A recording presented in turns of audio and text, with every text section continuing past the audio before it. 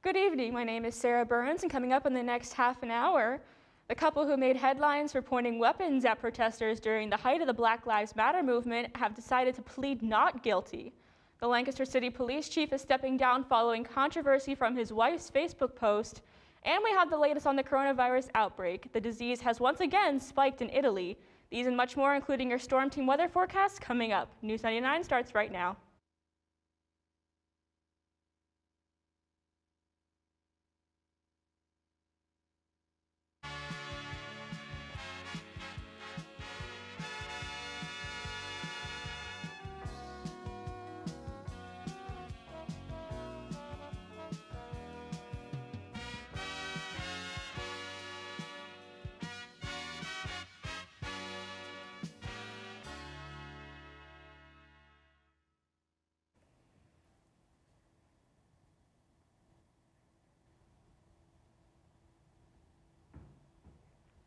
So, the weather.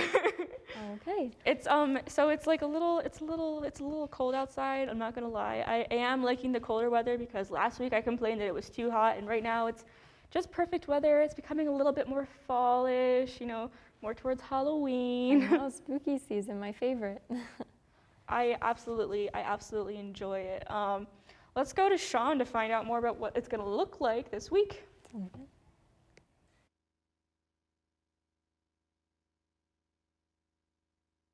Breeze, as you might have been noticing today.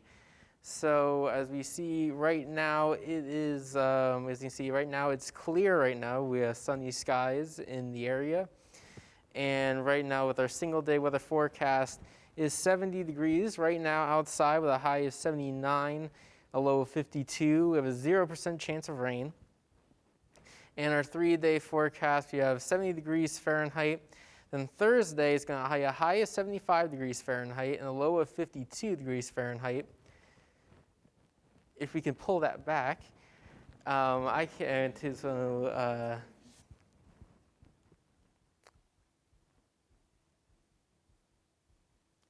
you pull that back? I wasn't finished yet.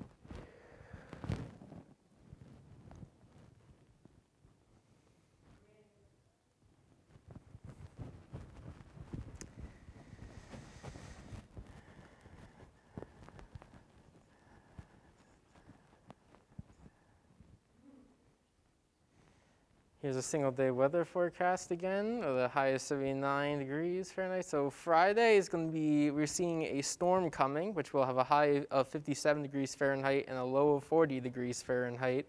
So make sure you bring an umbrella. Back to you guys at the desk. Thanks, Sean. And I'm Carly O'Neill. We will have more updates later in the program, but for now, here's the latest on the Millersville campus. Millersville University graduate Adam Weiner has recently been given 3 awards for his undergraduate honors thesis. His thesis was titled Improved Tornado Watch and Warning Lead Time, a case study of the 25th of April 2014 severe weather event in eastern North Carolina.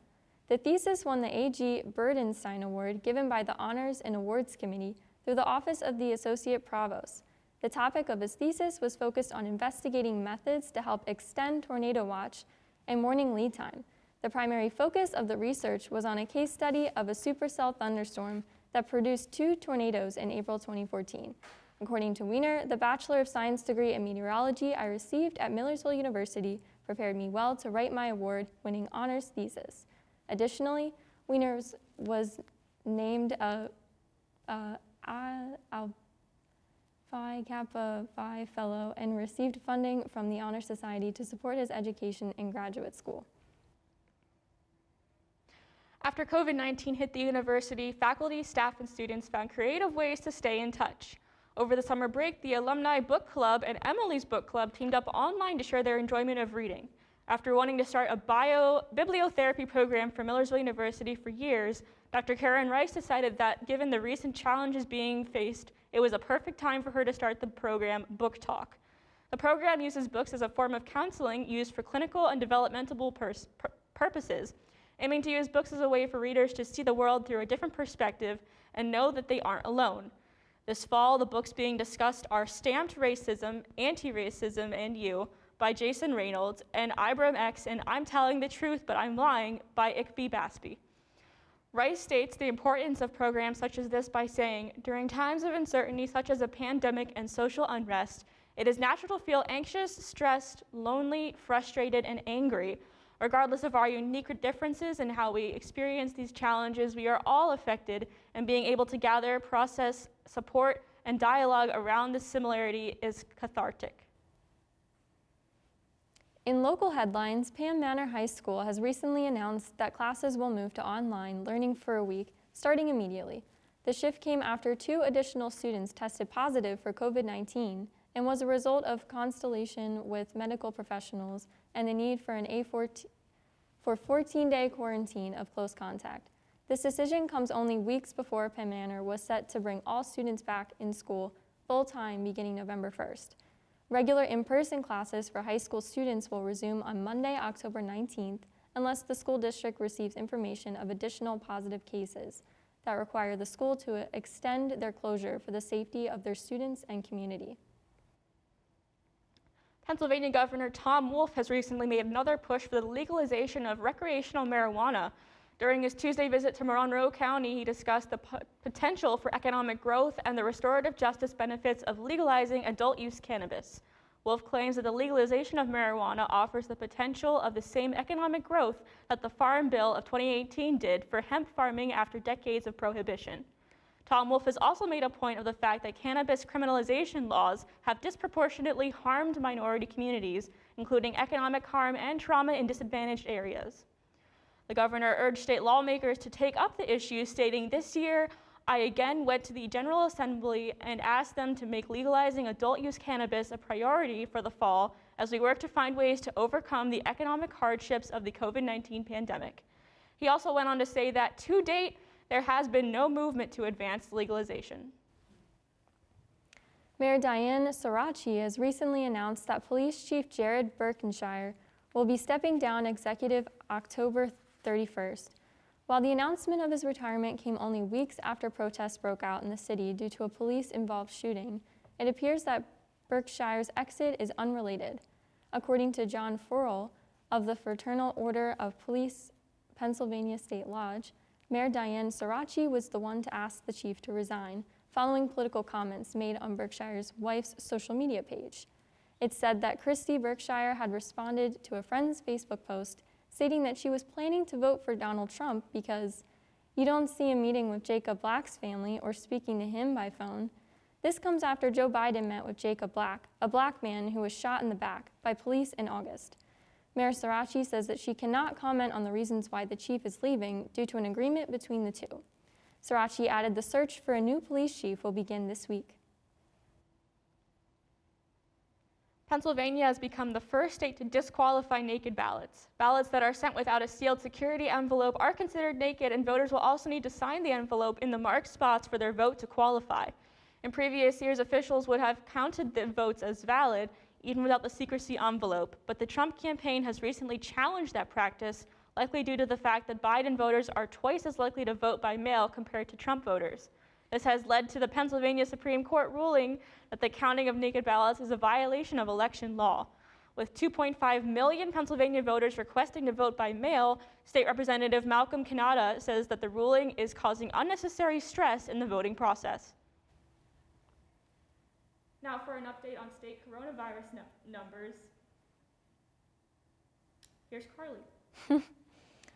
The Pennsylvania Department of Health has confirmed an additional 1,342 coronavirus cases in the state on Tuesday, bringing the statewide total to over 170,000 cases throughout the state since March.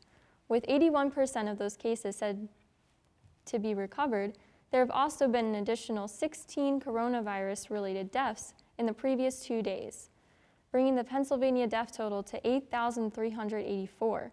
The new cases are currently being led by Philadelphia County, who accounts for 161 of the cases, Westmoreland County with 89 cases, and Berks County with 82. The average amount of state cases have risen this week, with an average of 1,343, which hasn't been seen since mid-April. But with that case increase also comes an increase in Pennsylvania's getting tested, with Tuesday clocking in the highest 7-day average testing since the coronavirus first reached Pennsylvania back in early March. And that's all the time we have for now. When we come back, we'll have our latest national headlines. Stay tuned. News 99 will be right back after this.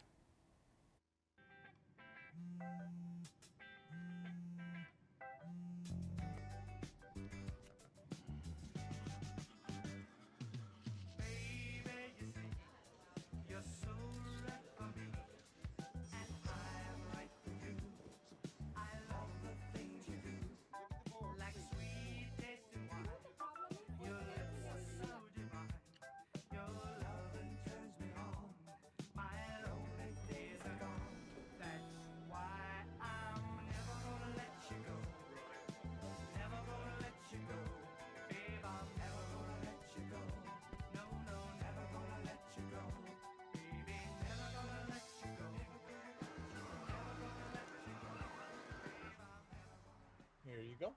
Thank you. Thank you.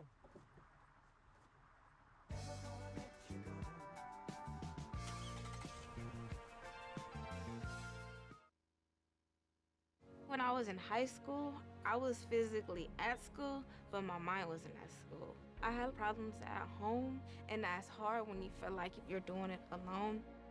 That's when I met our niece, my mom, as I'll call her. She started helping me a little bit, like, Nia, I don't know what you're doing with your life, but your future is more important. She's my strength.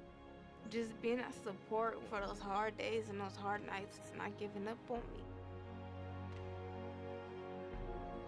Thank you to my mama.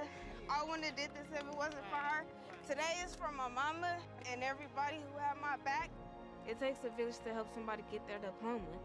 Some people would think, well, maybe it's really not that big of a deal, but it really is. It changes your whole life.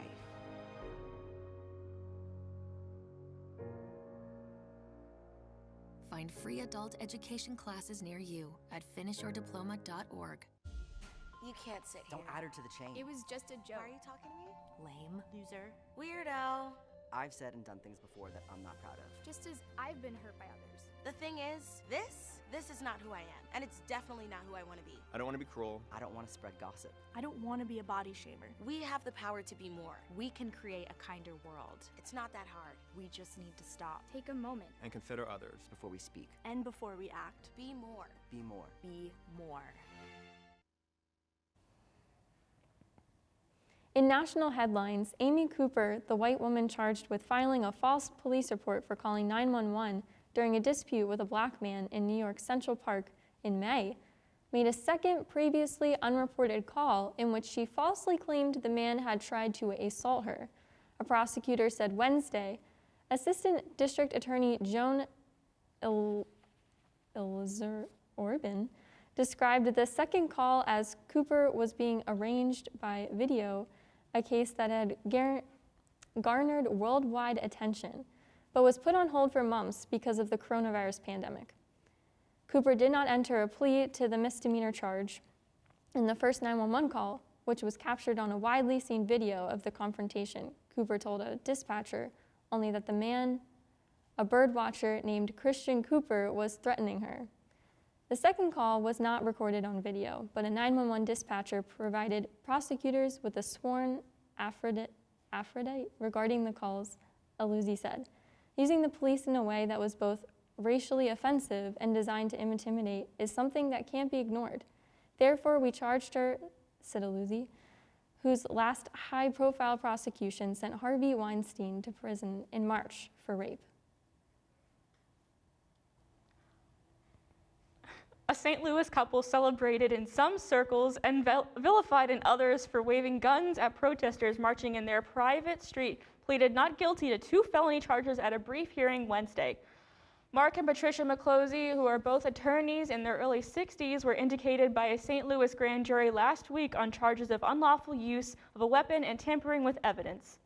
They will appear in court again October 28th.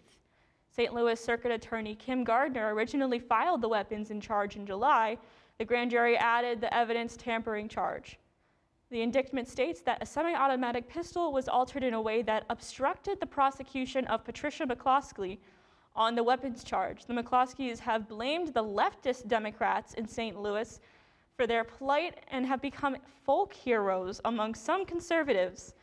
They have received support from President Donald Trump, and they spoke on video during the opening night of the Republican National Convention. In fact, the McCloskeys' attorney, Joel Schwartz, indicated that Trump remains interested in the case. They have spoken with the president, Schwartz said after the hearing. The president contacts them semi-frequently. He declined to elaborate, and the McCloskeys declined to be interviewed. Missouri Governor Mike Parson has defended the couple's right to protect their home and said he will pardon them if they are convicted. Coronavirus infections are surging anew in the northern Italian region where the pandemic first took hold in Europe, putting pressure again on hospitals and healthcare workers. At Milan San Polio Hospital, a ward dedicated to coronavirus patients and outfitted with breathing machines reopened this weekend, a sign that the city and the surrounding area is entering a new emergency phase of the pandemic.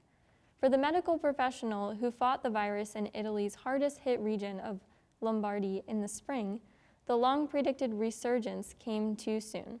On a psychological level, I have to say, I still have not recovered, said Nurse Christina Settembris, referring to last March and April when Lombardy accounted for nearly half of the dead and 1/3 of the nation's coronavirus cases. Months after Italy eased one of the globe's toughest lockdowns, the country on Wednesday posted its highest ever daily total of new infections at 7,332, surpassing the previous high of 6,557 recorded during the virus's most deadly phase in March. Lombardy is again leading the nation in case numbers, an echo of the trauma of March and April when ambulance sirens pierced the silence of stilled cities.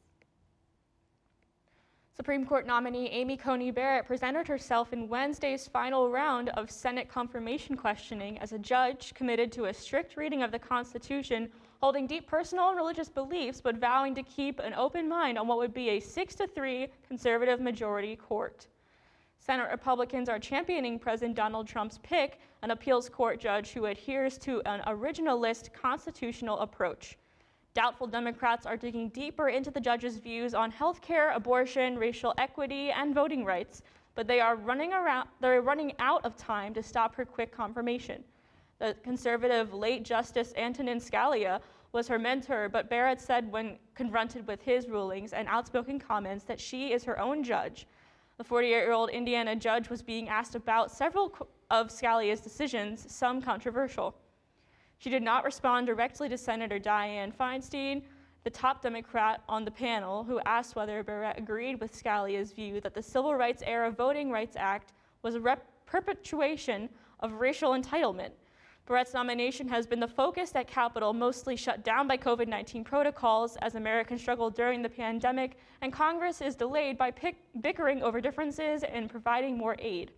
The virus has hung over the proceedings after Trump introduced Barrett at a Rose Garden event that apparently spread COVID. 2 senators on the panel who attended have been stricken, and that's all the time we have for national headlines, but when we return to your 7-day forecast, Sean, what's the weather this week? Well, it has been warm with a cool breeze recently, but there's rain on the horizon. Stay tuned. News99 will be right back.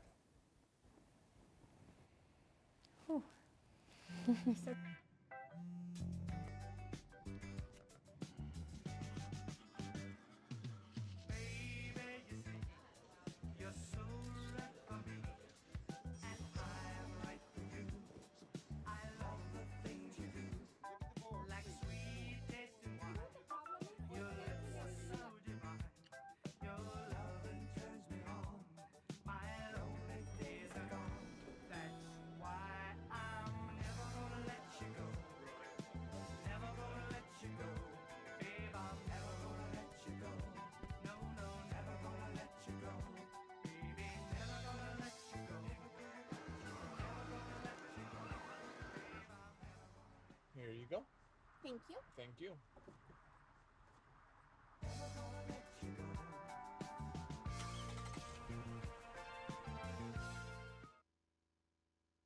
When I was in high school, I was physically at school, but my mind wasn't at school. I had problems at home, and that's hard when you feel like you're doing it alone. That's when I met our niece, my mom, as I'll call her. She started helping me a little bit, like, Nia, I don't know what you're doing with your life, but your future is more important. She's my strength. Just being a support for those hard days and those hard nights, not giving up on me. Thank you to my mama. I wouldn't have did this if it wasn't for her. Today is for my mama and everybody who had my back. It takes a village to help somebody get their diploma. Some people think, well, maybe it's really not that big of a deal, but it really is. It changes your whole life.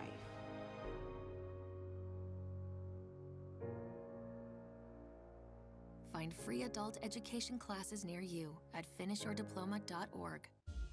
You can't sit Don't here. add her to the chain. It was just a joke. Why are you talking to me? Lame. Loser. Weirdo. I've said and done things before that I'm not proud of. Just as I've been hurt by others. The thing is, this is not who I am, and it's definitely not who I want to be. I don't want to be cruel. I don't want to spread gossip. I don't want to be a body shamer. We have the power to be more. We can create a kinder world. It's not that hard. We just need to stop. Take a moment. And consider others. Before we speak, And before we act. Be more. be more. Be more. Okay. Okay, well, All right, back to News 99. Here with the latest in the world of entertainment, it's the host of MUTV's amateur historian, Michael McDonald. Take it away, Mike. We will come back to him later, but first we have our weather forecast. As we see coming up,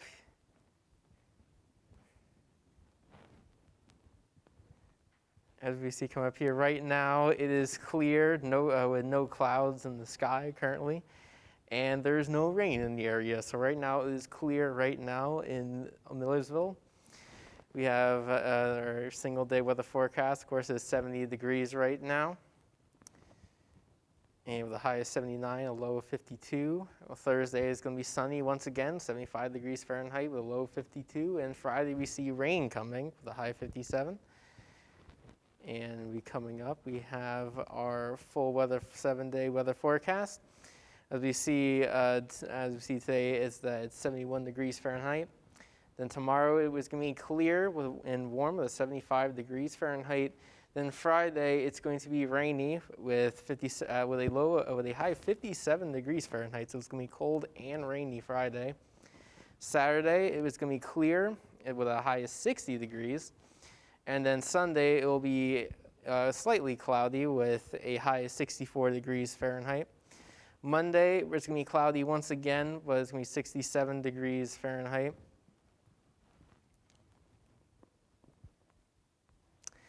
And I guess we'll have to take it back to you guys.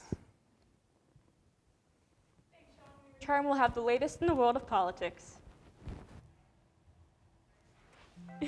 Ugh. It's going good for us. Yeah, We're really killing it. I'm really sorry about that. You know,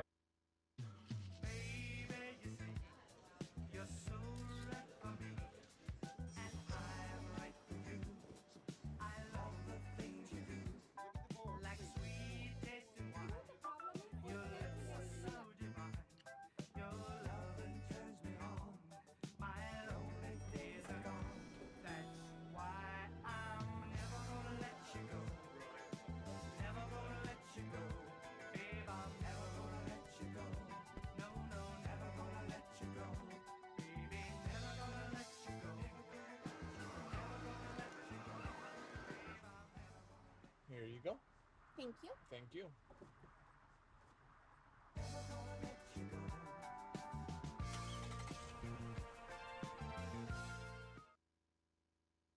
When I was in high school, I was physically at school, but my mind wasn't at school. I had problems at home, and that's hard when you feel like you're doing it alone. That's when I met our niece, my mom, as I'll call her. She started helping me a little bit, like, Nia, I don't know what you're doing with your life, but your future is more important. She's my strength. Just being a support for those hard days and those hard nights, not giving up on me. Thank you to my mama. I wouldn't have did this if it wasn't for her. Today is for my mama and everybody who had my back. It takes a village to help somebody get their diploma. Some people think, well, maybe it's really not that big of a deal, but it really is. Changes your whole life.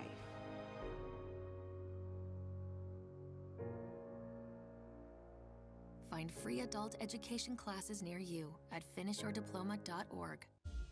You can't sit Don't here. add her to the chain. It was just a joke. Why are you talking to me? Lame. Loser. Weirdo. I've said and done things before that I'm not proud of. Just as I've been hurt by others.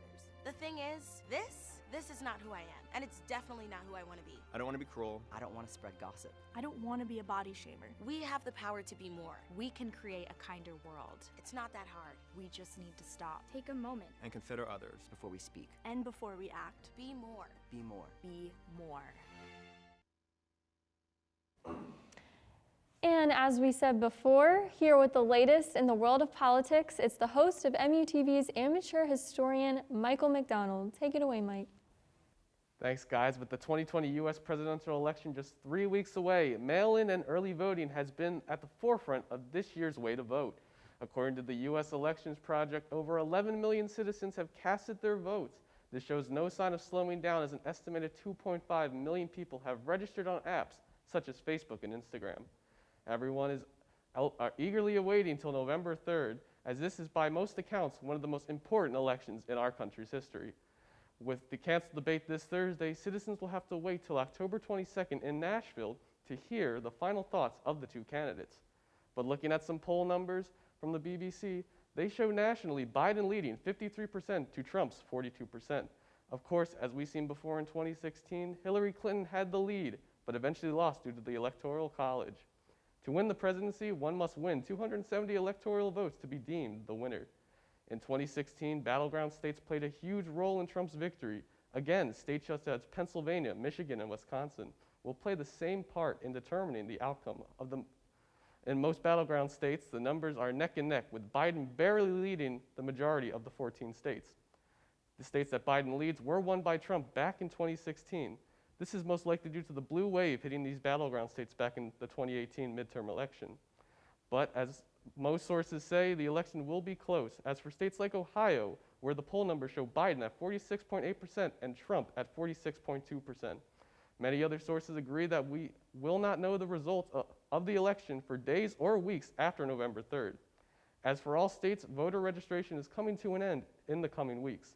Here in PA, you have till October 19th to fill out an application to become a registered voter. That's all I have for politics. I'm Michael McDonald. Back to you guys at the desk.